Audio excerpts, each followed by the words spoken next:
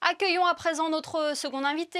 Il est à la tête d'un grand groupe de restauration et possède plusieurs établissements à Monaco, mais également en Asie, au Moyen-Orient et en Amérique. Nous avions déjà reçu Riccardo Girodi au début de l'été pour faire le point avec lui sur sa situation. Quelle est-elle à présent? Comment s'est-il adapté pour poursuivre son activité aussi bien en principauté qu'à l'étranger? Bonsoir Riccardo Girodi. Bonsoir.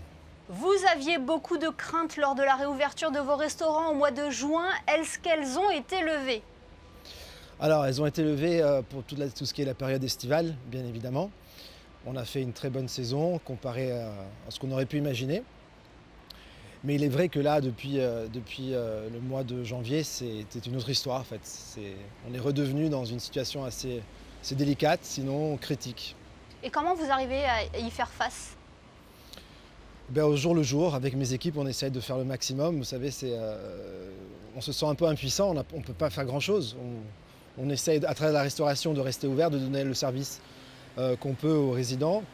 Mais la façon dont on est obligé de travailler, ça nous rend à tous un peu la tâche quasi impossible, je dirais, si je dois être honnête. Cette crise, ce bilan que vous nous dressez ce soir, Riccardo, ne vous a pas freiné à vous développer? Vous avez ouvert un nouvel établissement dernièrement en Principauté.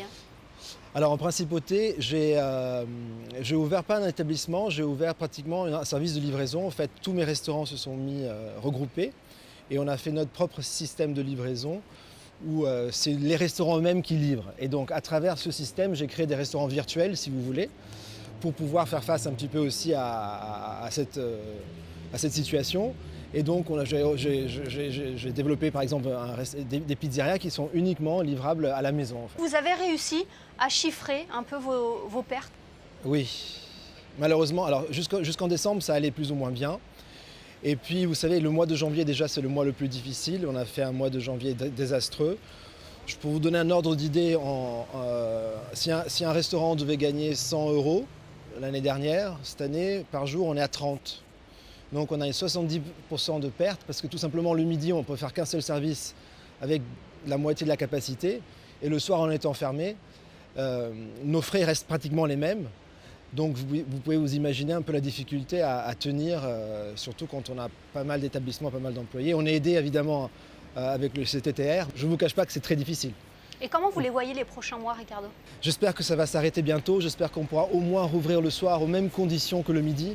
C'est-à-dire qu'aujourd'hui, les résidents peuvent venir manger le midi, mais les résidents qui ne peuvent pas venir manger le soir, ça nous pénalise énormément. Et on essaye aussi de voir avec les services de l'État si on peut essayer d'ouvrir aussi le soir aux mêmes conditions que le midi. Ça nous aiderait énormément, au moins à tenir. Parce que c'est vrai que les pertes quotidiennes sont assez lourdes, surtout dans la pire saison de l'année. Oui, on le comprend, vous êtes dépendant de l'évolution de la situation. Ah oui, sur Monaco, on n'a pas le choix, on est vraiment dépendant de la situation. Mais on sait aussi qu'on ne pourra pas tenir ad vitam aeternam, c'est-à-dire qu'il faut qu'on fasse quelque chose. Mais déjà, si on peut ouvrir le soir, si on pourrait éventuellement, si ça s'améliore, ouvrir le soir, ça nous aidera énormément. Alors là, on parle de vos établissements à Monaco. Votre groupe, c'est une vingtaine de restaurants à travers le monde. J'imagine que les contraintes sont différentes selon les pays. Voilà. Là aussi, il a fallu s'adapter. Voilà, alors là, c'est cas par cas, pays par pays. C'est vrai qu'on est dans l'industrie, peut-être une des industries les plus touchées pour cette pandémie. Mais voilà, on vit au jour le jour, mais évidemment, on a un peu de réserve, on a beaucoup d'espoir. Mais c'est pas facile, je vous cache pas. C'est vrai qu'à l'étranger, on est plus ou moins dans la même situation. Sauf qu'évidemment, j'en ai moins à l'étranger, moins de concentration de restaurants. Et vous avez dû fermer définitivement certains de vos établissements? Non, je n'ai fermé aucun établissement définitivement. J'ai par contre abandonné un ou deux projets que j'avais d'ouverture dans le monde. À part ça, sinon, les projets continuent dans certains pays comme le Moyen-Orient, par exemple. On a beaucoup de demandes de continuité, d'ouverture. Le monde de la restauration ne s'est pas arrêté. C'est-à-dire qu'on a travaillé beaucoup en sourdine, on a travaillé beaucoup avec le développement de grands groupes à l'étranger, on a travaillé beaucoup avec les chefs, on a créé beaucoup. J'ai pas utilisé ce temps pour pleurer, j'ai utilisé ce temps pour créer. Et j'espère que ça portera ses fruits à court terme, quoi. Voilà, vous arrivez à avoir encore de l'espoir, comme vous l'avez dit, de l'optimisme. Toujours, mais toujours, ça, j'ai pas le choix. Enfin, c'est aussi une responsabilité que j'ai vis-à-vis de tous mes collègues, tous les gens qui travaillent avec nous. Si nous on n'a pas espoir, ils baissent les bras. Mais écoutez, je pense qu'on est sur la bonne voie. C'est qu'une question de est-ce qu'on va pouvoir tenir assez longtemps? Je pense que oui.